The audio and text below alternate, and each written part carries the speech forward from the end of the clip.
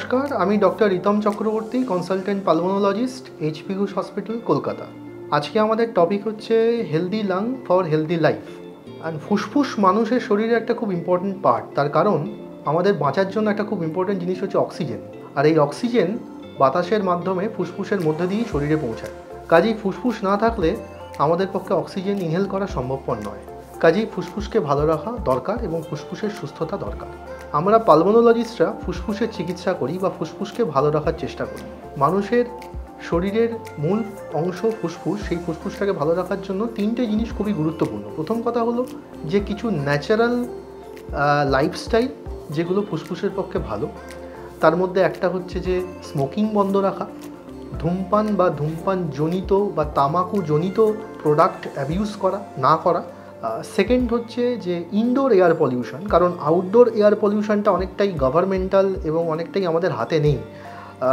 Indoor air পলিউশনটা অনেকটাই আমাদের হাতে আছে, তাই জন্য ইনডোরের মধ্যে ধূপ ধুনো বা কাঠকয়লা জ্বালানো এইগুলো থেকে ইনডোর এয়ার পলিউশন তৈরি হয় এবং সেগুলো ফুসফুসের পক্ষে ক্ষতিকারক।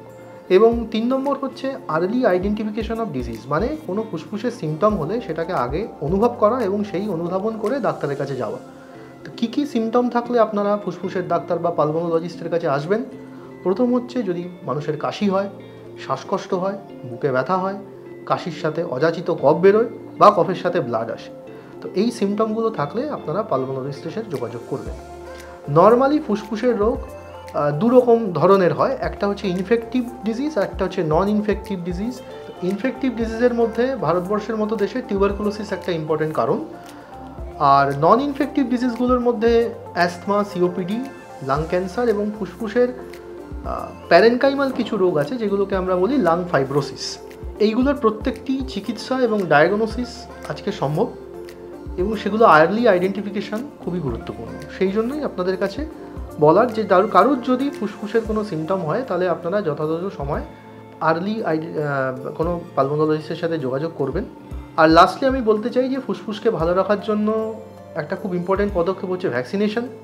কাজে ইনফ্লুয়েঞ্জা এবং নিউমোনিয়ার প্রতিরোধকারী ভ্যাকসিন আমাদের শহরে এখন অ্যাভেলেবেল। সেই ভ্যাকসিনগুলো নিয়ে আপনাদের ফুসফুসকে ভালো রাখুন। কাজেই ফুসফুসের সব রকম প্রয়োজনে আমরা পালমোনোলজিস্টরা আছি এবং respiratory medicine department, HP Ghosh hospital সর্বদা আপনাদের জন্য খোলা রয়েছে। নমস্কার।